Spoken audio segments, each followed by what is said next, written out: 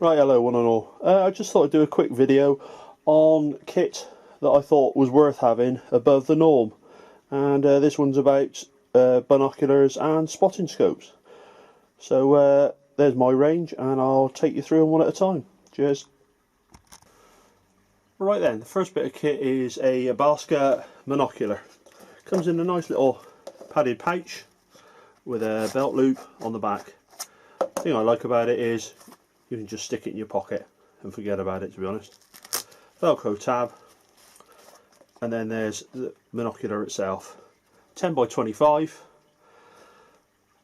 and it's a nice clear lens, and it's just got your eye adjustment on the back so you can suit it up to your eye. Rubber coated,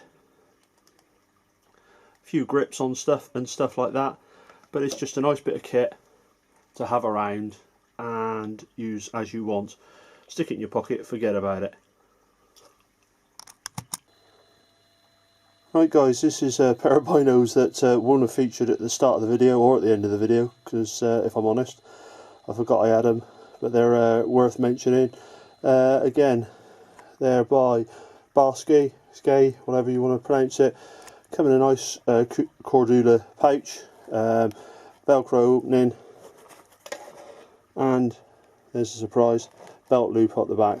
I tend to stick them in the in my bottom pocket, but the binos themselves come with a nice lanyard. Sorry about the camera work. They're 12 by 25. Big thing for me is they're waterproof. Really good pair of binos, and these, as you can see, they're virtually unmarked, and I've had them for at least 8 years, 9 years, probably even longer than that. But again, well worth the look. Sorry I didn't include them in the end bit and the front bit, but there we go. They're from my dim and distant past, and well worth considering. But again, bit of kit you might want to consider. Thanks then. So these are the Viking binoculars. Comes in a nice heavy duty cordula pouch. Clam-like zip 3/4 of the way around, opens up, and there's your binoculars. Case itself, not really any padding, could do with some more, but it's a nice handy pouch. Now these binoculars I would consider to be my favourite binoculars. They're Navigator, Viking Navigator 8B32s. Lens covers just drop down but don't drop off, so that's handy. But for some reason the lens caps on the end, you can feed them through the lanyard if you want to, but I haven't. But nice to not have them drop off. Coated lenses, nice and small, feed into your pocket, but well worth considering. Like I said, they would go into a mat pocket or a side pocket, and really a good pair of binoculars. Probably, like I said, I consider the best pair I've got. Right then, next we're moving on to the Bushnell binoculars. Come in a neoprene pouch. Nice little pouch, really. Doesn't really afford any protection to the binoculars, but nice lanyard on the outside if you want to just carry them over your shoulder. Binoculars themselves then, Bushnell 8x40s. Really heavy duty pair of binoculars. Removable lens caps, I consider that to be quite key. Perhaps too big to put in your pocket, but coated lenses there. Nice zoom control in the centre.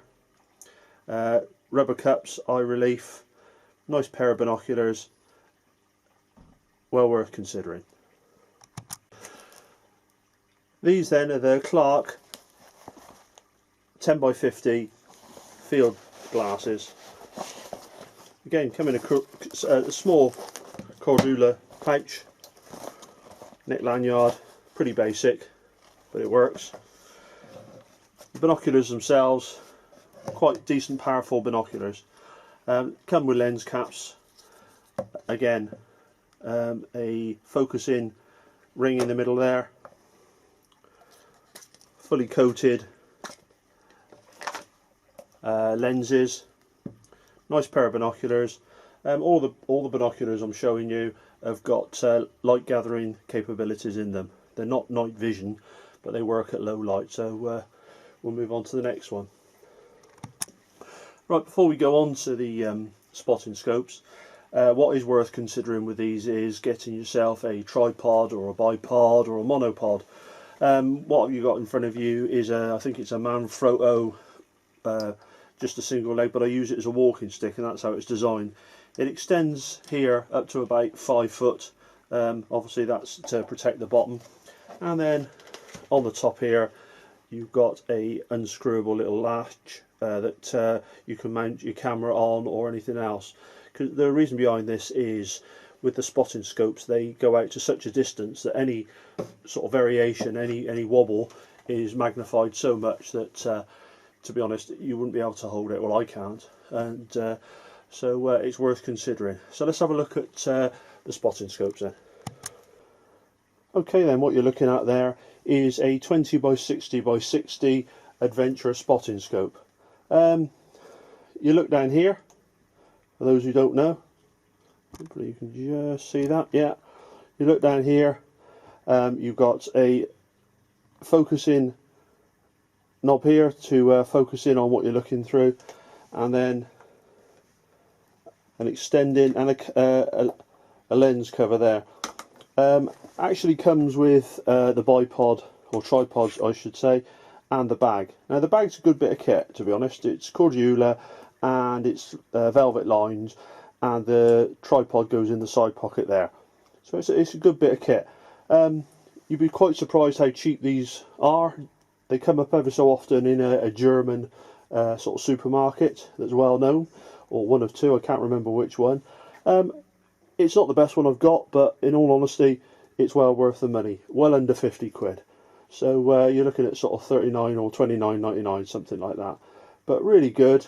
I'd probably invest in a better tripod, but it works. I keep that in the bug out vehicle with me all times. Let's move on. Right then, this is the Yukon 20 by 50 by 50. This is what I consider to be the creme de la creme, for me, that is. Again, not silly money, but it comes with a mount for your windows. So on the side of your vehicle, you can actually screw that to the mount of your vehicle, and then on the top there, it screws in. On the top of the scope there, let me just zoom in on that for you, is a sighting gauge. So you actually look down there like you would with a rifle or a weapon of some description, pistol. You look down there to sight onto what you're actually looking at. You've got your focusing and your zoom controls here,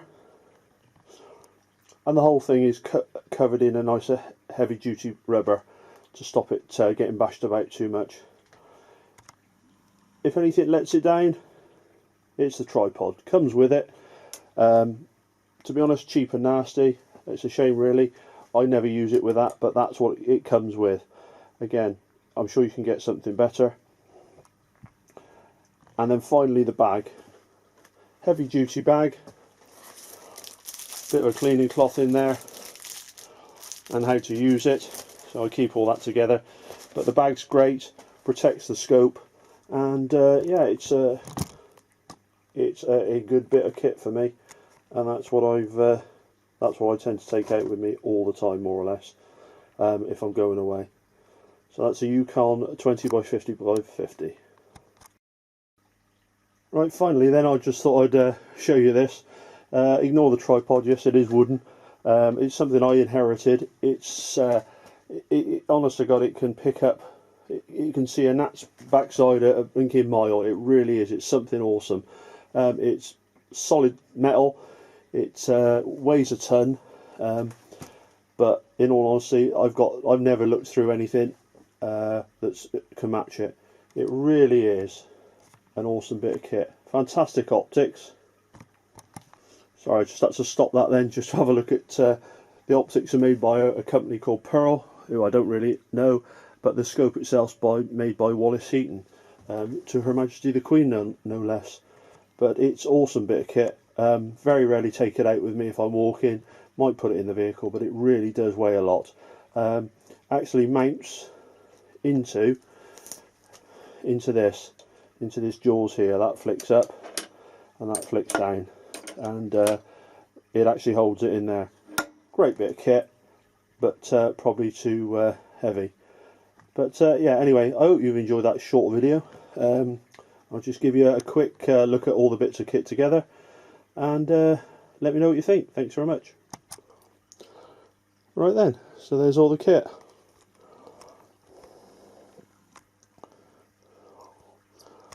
The monocular, various types of binocular, and the spotting scopes. Like I just said, get yourself a decent tripod, bipod or monopod. That's just kit that I think is worth considering buying. Cheers then.